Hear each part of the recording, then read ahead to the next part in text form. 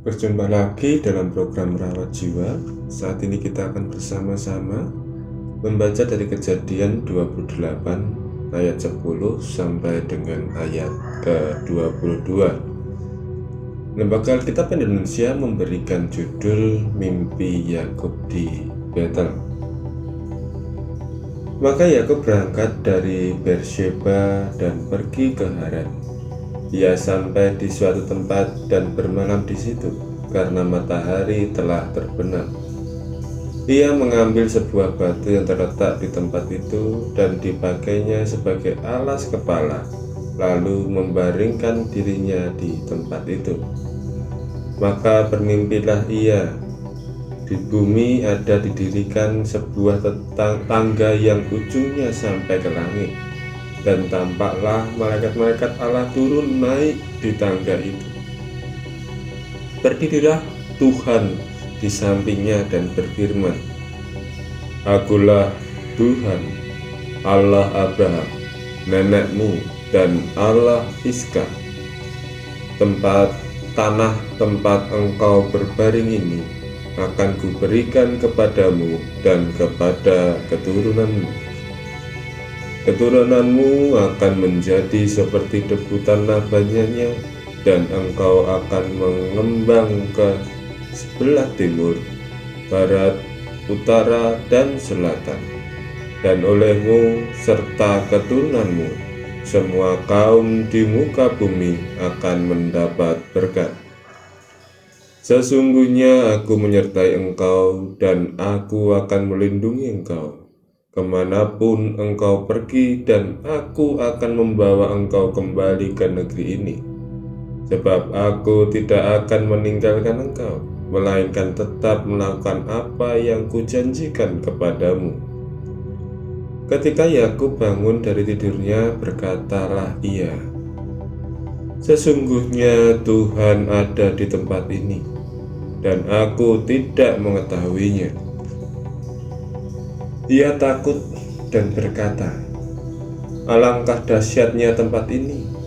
Ini tidak lain dari rumah Allah. Ini pintu gerbang surga."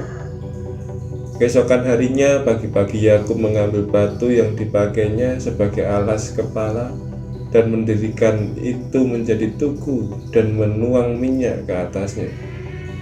Ia menamai tempat itu Betel. Dulu nama kota itu Luz.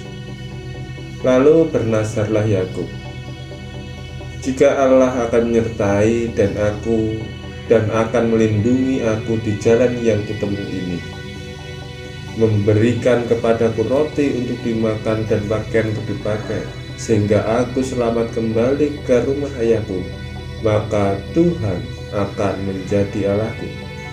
Dan batu yang kudirikan sebagai tugu ini akan menjadi rumah Allah. Dari segala sesuatu yang engkau berikan kepadaku, akan selalu kupersembahkan 1/10 kepadamu." Demikianlah sabda Tuhan bagi kita. Tema renungan kita saat ini, Allah menjangkau Yakub. Harus diakui dengan segala kerendahan hati kita, bahwasanya setiap manusia di dunia ini jauh dari kata sempurna, termasuk kita. Tidak ada seorang pun yang sempurna tanpa kesalahan.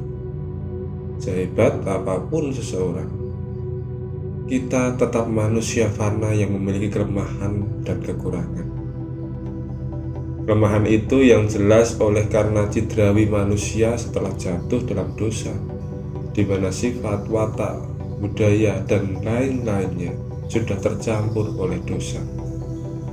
Hal ini yang menjadikan manusia sangat mudah terjerumus dalam lubang jurang dosa, oleh karena salah dalam mengambil keputusan dalam hidupnya. Setelah Yakub menipu ayah dan kakaknya Esau, disinilah kemudian Esau memiliki dendam terhadap Yakub dan hendak membunuhnya. Mengetahui hal ini, satu-satunya cara untuk menyelamatkan diri ialah dengan lari pergi melarikan diri ke rumah pamannya Laban. Pelarian Yakub merupakan dampak dari kekeliruan dalam mengambil keputusan. dan gelap mata karena mengingini yang seharusnya bukan menjadi haknya. Konsekuensi dari kesalahan itu, Yakub harus jauh dari keluarga. Ia harus berpisah dengan ayah dan ibunya. Ditambah ia memiliki musuh, yaitu kakaknya sendiri. Pelarian menuju Haran. Dari sinilah Yakub harus belajar beradaptasi dengan lingkungan dan kebiasaan baru. Ia tidur di tempat terbuka dengan batu sebagai alas kepala. Tentu saja kondisi ini jauh berbeda saat masih bersama dengan Iskak dan Ribka, yaitu di rumah jauh lebih nyaman. Dalam tidurnya ada peristiwa yang tidak pernah dibayangkan, bahwa Allah Abraham dan Iskak menyatakan dirinya melalui mimpi Yakub. Yakub melihat ada tangga menuju surga dan malaikat Tuhan lalu lalang di tangga tersebut. Ia menyadari bahwa tempat itu dipakai Tuhan untuk menyatakan keberadaannya yang menaungi dan melindungi Yakub. Disinilah Yakub disadarkan untuk menggantungkan hidupnya kepada Allah. Peristiwa ini memberi pemahaman kepada kita bahwasanya Allah selalu berinisiatif untuk dekat kepada manusia. Dia, Allah kita, memanggil manusia untuk datang dalam naungan kasih-Nya, walaupun manusia tidak bersih dan penuh lumpur dosa.